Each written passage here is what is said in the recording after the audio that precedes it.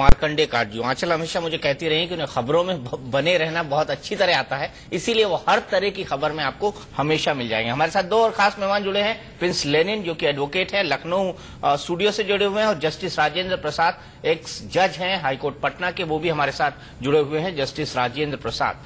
लेकिन सबसे पहले मैं शुरुआत करूंगा कपूर साहब से। कपूर साहब, आपके व्यू बड़े स्ट्रेट थे इस विषय को लेकर जब हम सब लोगों की टिप्पणी दिखा रहे थे, लेकिन सवाल यहां पर पहले मैं सबसे ये जानना चाहूंगा कि जस्टिस मार्कंडे काटजू जो कि सुप्रीम कोर्ट के एक पूर्व जज रहे हैं, क्या उनको ये अधिकार है कि वो इस तरह का पत्र किसी एक एक्यूज्ड या अपराधी या जिसको सजा दे दी गई है, सजा याफ्ता के बारे में लिखें? देखिए, ये एक मैटर ऑफ ओपिनियन है। बेशक वो सुप्रीम कोर्ट के जज रहे हैं, लेकिन अब एक वो भारतीय नागरिक हैं, उसके बारे में वो अपनी ओपिनियन लिख सकते हैं। इसमें सिर्फ ये है कि वो पहले सुप्रीम कोर्ट के जज रहे हैं, उनको नहीं लिखना चाहिए, ऐसा तो मैं नहीं मानता। ये मैटर ऑफ ओपिनियन है, उन्होंने जो ठीक समझा लिख दिया है। अब वो उन्होंने जो लिखा है वो ठीक है या गलत है, ये बात अलग है। या तो वो गवर्नर उस पर विचार करेगा, या हम जैसे लोगों के अपने विचार उनसे अलग भी हो सकते हैं। तो सिर्फ इसलिए कि वो जज साहब थे इसलिए उन्होंने उनका लिखा नहीं जाना चाहिए था, मैं इस बात से सहमत नहीं हूं। उन्होंने लिख दिया, वो बात freedom of speech and expression है, वो लिख दिया, बात अलग है। हालांकि जो हमारे अपने पर्सनल व्यू हमारे हैं वो बिल्कुल अलग हो सकते हैं कि हम देखिए, अगर हम इस असेसमेंट को लें तो उस असेसमेंट वो जो हमारी है बियॉन्ड प्लीडिंग्स होगी, बियॉन्ड फाइंडिंग्स होगी। अब ट्रायल कोर्ट ने कन्विक्शन करी है तो बेबुनियाद तो कन्विक्शन नहीं करी। चलो, उसके बाद फर्स्ट अपील में सुप्रीम कोर्ट को मौका भी मिला, उसको दोबारा उन्होंने फाइंडिंग ऑफ फैक्ट को दोबारा देखा, एविडेंस को दोबारा देखा। उसके बाद भी जब सुप्रीम कोर्ट ने भी कन्विक्शन को पाया, वो बात अलग है। देखिए, उन्होंने 6 साल की सजा को 5 साल कर दिया।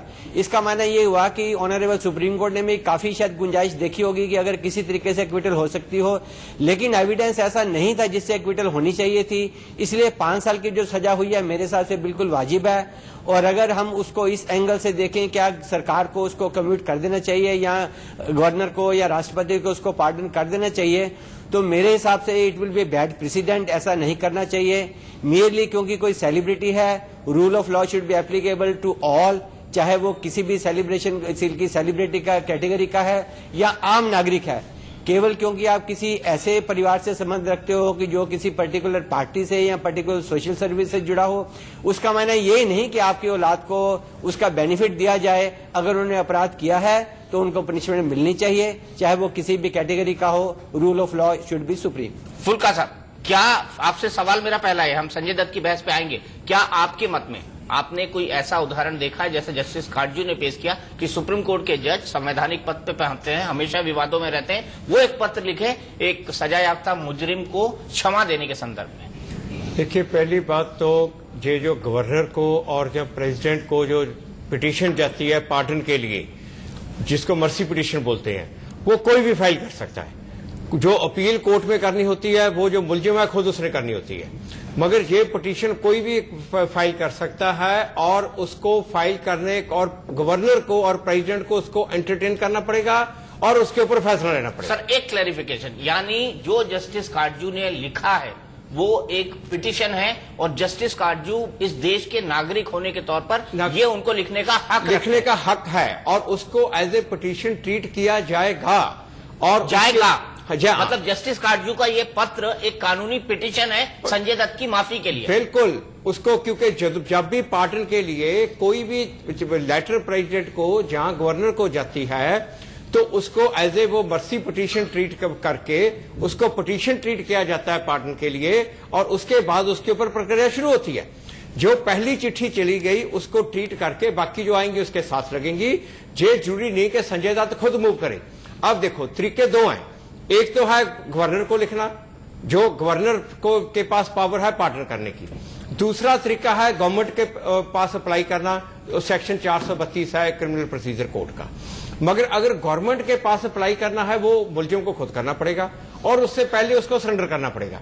जब वो गिरफ्तार होएगा, जेल में होएगा, फिर मुलजिम सिर्फ अप्लाई कर सकता है, जहां तक गवर्नमेंट का सवाल है। और गवर्नमेंट भी इसको, जो महाराष्ट्र गवर्नमेंट इसमें आएगी, वो भी इसकी सजा माफ कर सकती है, मगर उसके लिए उसको पहले जेल में जाना पड़ेगा। मतलब बड़ी बात आपके कहने से फुल्का साहब ये निकल कर आ रही है, अगर मैं ठीक समझ रहा हूं, अगर गलत समझ रहा हूं तो कृपया मुझे टूकिएगा, मैं कानून का जानकार नहीं हूं, कि काटजू साहब की जो चिट्ठी है वो अपने आप में संजय दत्त के लिए एक मर्सी पिटीशन बन गई है या बिल्कुल बननी चाहिए। और मुझे पूरी ये उम्मीद है कि इसको गवर्नर मर्सी जो पार्डन की पिटीशन ट्रीट करेगा।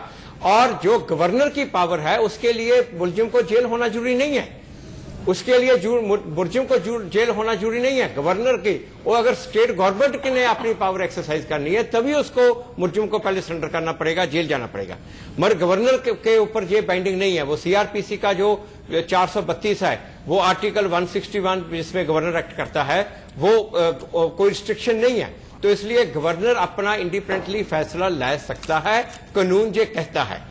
और बात आती है कि उन फैसला लेने के लिए क्या क्या चीजों को ध्यान में रखते हैं, क्या क्या रखते हैं, उसमें वो बहुत सारी लंबी बहस है बड़ा के किस चीजों को। और मैं एक बता दूं, एक सबसे बड़ी बात ये देखी जाती है कि क्या सोसाइटी के लिए ये कोई खतरा है, और दूसरी बात पब्लिक ओपिनियन, जो पब्लिक ओपिनियन है वो भी ध्यान में रखा जाता है जब इस तरह की पिटीशन के डिसीजन होते हैं।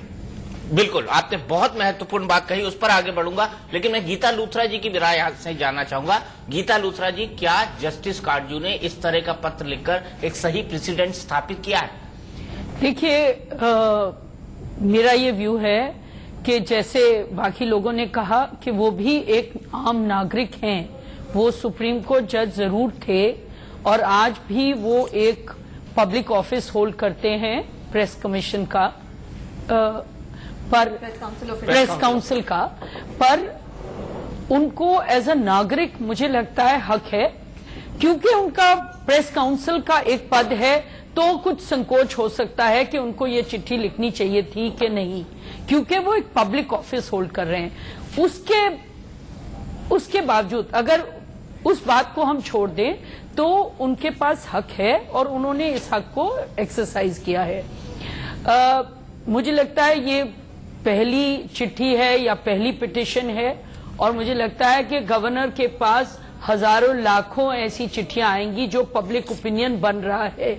और पब्लिक ओपिनियन क्यों बन रहा है कि हाँ, वो टेररिस्ट एक्टिविटी में इन्वॉल्व नहीं थे, वो खाली ये आर्म्स एक्ट की एक्टिविटी में इन्वॉल्व थे।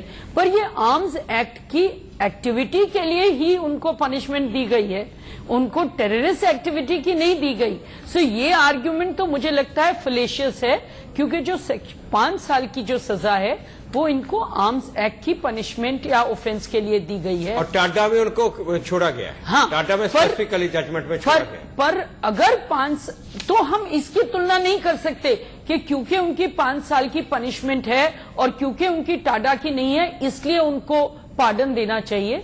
मुझे लगता है आपको ओवरऑल व्यू कि वो उनका बिहेवियर किस तरह है, और अगर 20 साल उनकी ट्रायल को लगे हैं तो बाकी लोगों की भी ट्रायल को लगे हैं। तो इस मामले में प्रेसिडेंट क्या होगा, मुझे पब्लिक ओपिनियन इम्पोर्टेंट नहीं लगता। ये सबसे इम्पोर्टेंट बात है कि मुझे नहीं लगता कि पार्डन के केस में आप पब्लिक ओपिनियन को देखेंगे, क्योंकि पब्लिक ओपिनियन किसी भी तरफ स्वे कर सकता है। जो पब्लिक ओपिनियन होता है वो चाहे मीडिया से, चाहे क्योंकि हम अपने फिल्म आइडल्स को इतना मानते हैं कि उनको वर्शिप भी करते हैं बहुत जगह, उस रीजन से आप पार्डन नहीं सोचेंगे। मुझे लगता है कि इनफैक्ट ये कंडक्ट यहाँ पर देखा जा सकता है। गीता, मुझे ये लगता है कि ये एक्चुअली पैरोल का केस बन सकता था, मुझे ये लगता है। पर पैरोल के लिए तो उसको जेल जाना पड़ेगा पहले। नहीं, पैरोल का नहीं, प्रोबेशन का केस बन सकता था। लेकिन प्रोबेशन का केस सुप्रीम कोर्ट ने ठुकरा दिया। सुप्रीम कोर्ट ने प्रोबेशन का बिल्कुल बंद कर दिया।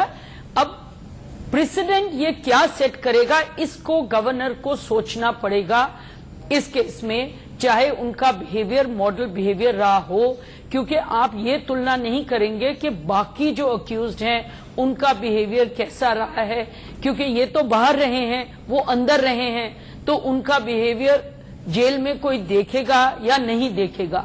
एक बात जो हर केस में इम्पोर्टेंट है, और वो उसको अगर लें तो हमारे आधे से ज्यादा अक्यूज छूट जाएंगे कि 20 साल की ट्रायल आप किसी को भी फोर्स नहीं कर सकते कि 20 साल उनके ऊपर तलवार लटकी रहे, पर इससे आप बहुत से अक्यूज को छोड़ देंगे। मैं इस पॉइंट पर आऊंगा क्योंकि दो डिफरेंट इश्यूज हैं कि जिस तरह से संजय दत्त के केस को डील किया जाए और क्या उनको इसलिए छोड़ा जाए क्योंकि ये ट्रायल 20 साल लंबी खिंच गई है। दोनों अलग अलग मुद्दे, दोनों पर बात करूंगा। फुल्का साहब के कहने का लब्बो लवाब ये है कि काटजू साहब ने जो लिखा है वो अपने आप में एक मर्सी पिटीशन बन गई है और गवर्नर को उस पॉइंट पर सोचना पड़ेगा। सीधे चलते हैं जस्टिस राजेंद्र प्रसाद जी के पास। जस्टिस प्रसाद, मेरा बहुत सीधा सवाल है और सीधा सवाल यह है कि काटजू साहब ने जो लिखा है उसके गवर्नर को उस पॉइंट पर सोचना पड़ेगा। सीधे चलते हैं जस्टिस राजेंद्र प्रसाद जी के पास। जस्टिस प्रसाद, मेरा बहुत सीधा सवाल है और सीधा सवाल यह है कि काटजू साहब ने जो लिखा है उसके बाद क्या राज्यपाल इस बात के लिए बाध्य है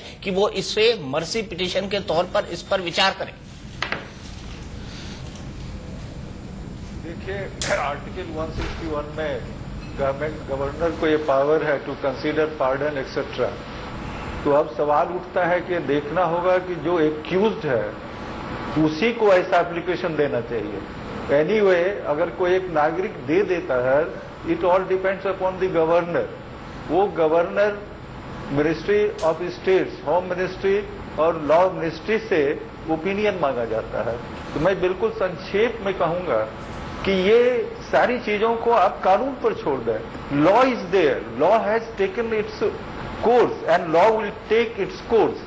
अगर हम पब्लिक ओपिनियन से जजेस को प्रिजुडिस करना चाहते हैं या एग्जीक्यूटिव्स को प्रिजुडिस करना चाहते हैं, तो ये आर्म्स एक्ट में बिहार में ही हजारों आदमी पनिशमेंट जेल में है।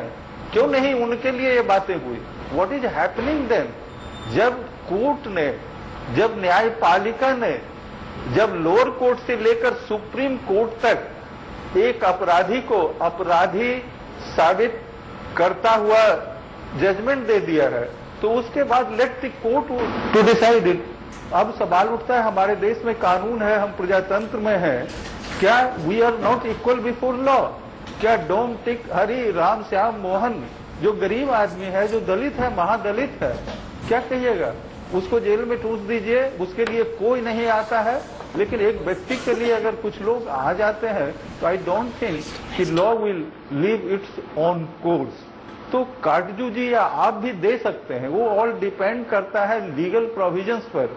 क्या गवर्नर खुद कंसीडर करेंगे कि यह उनके लिए उचित होगा या नहीं होगा? और किसी भी हालत में गवर्नर जो भी हेड ऑफ द स्टेट होते हैं, और यही पावर है प्रेसिडेंट को आर्टिकल 72 में, लेकिन उनको एग्जीक्यूटिव से या स्टेट गवर्नमेंट से लेना पड़ेगा ओपिनियन। लेने के बाद फिर अंडर 4 कॉर्नर्स ऑफ लॉ ही उनको डिसाइड करना पड़ेगा। मैं तो बार बार यही कहूंगा, let law play its role. हम प्रजातंत्र में हैं, तो हमको तो लगता है इसमें डिस्कशन की भी कोई बात नहीं है। Every offender is offender. वो एक राम हो सकता है, एक गरीब आदमी हो सकता है, एक बहुत बड़ा सेलिब्रिटी हो सकता है। हम ये नहीं कहना चाहते हैं कि इनको सजा माफ होना चाहिए या नहीं।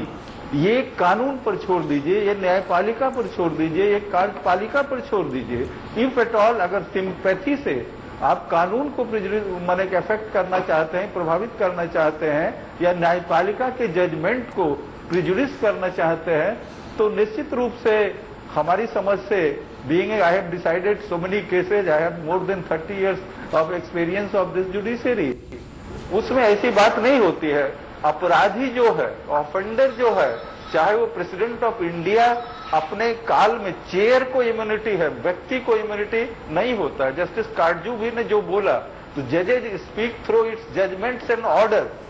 आज सिटिंग जज भी कोई है, हाईकोर्ट जज हो, सुप्रीम कोर्ट, अगर कोई फंक्शन में कुछ बोलता है, तो दैट इज नॉट द जजेज statement, that is statement of a person. व्यक्ति और जज, व्यक्ति और ऑथोरिटी दोनों अलग होता है। व्यक्ति अपने बैकग्राउंड के मुताबिक बात करता है। तो संजय दत्त जी का जो भी केस है, सबको सिंपैथी हो सकता है। आपको ही सजा हो जाएगी तो आप कहेंगे कि नहीं, हमको जेल मत जाने दो। आपके रिलेशंस कहेंगे कि जेल नहीं जाने दो। आपके फ्रेंड्स कहेंगे कि जेल नहीं जाने दो। आपकी वाइफ कहेंगे, आपके बच्चे कहेंगे। तो क्या कानून इससे गाइड होगा? नहीं। अगर उसके बाद भी इनके पार्डन पिटीशन में मेरिट मिलेगा, तो निश्चित रूप से गवर्नर उसको कंसीडर करेंगे। ऐसे बहुत से मामले में है, मर्सी अपील में इवन कन्विक्ट जो लाइफ इम्प्रिजमेंट रहा, इवन जो कैपिटल सेंटेंस था, तो हमारे देश में ऐसे उदाहरण है जिसको प्रेसिडेंट ने मर्सी अपील में छोड़ा गया है। नाना बच्चे ठीक है, मानी मैंने आपकी बात। मेरे साथ के मनन साहब जुड़ चुके हैं, मेरे साथ विजय चौधरी जी जुड़ चुके हैं भोपाल से। चौधरी जी, क्या आपको लगता है कि संजय दत्त के केस को एक अलहदा केस के तौर पर देखना चाहिए, एक सामान्य केस के तौर पर नहीं देखना चाहिए राज्यपाल जी को? देखिए, ऐसा है, न्यायपालिका अपना काम कर चुकी, न्यायपालिका अपना काम कर चुकी है। सुप्रीम कोर्ट ने जजमेंट दे दिया है। अब कॉन्स्टिट्यूशन के जो आर्टिकल हैं उनके अंतर्गत गवर्नर को अपने पावर उपयोग करना है, तो उसमें किसी को कोई चिंता नहीं करनी चाहिए।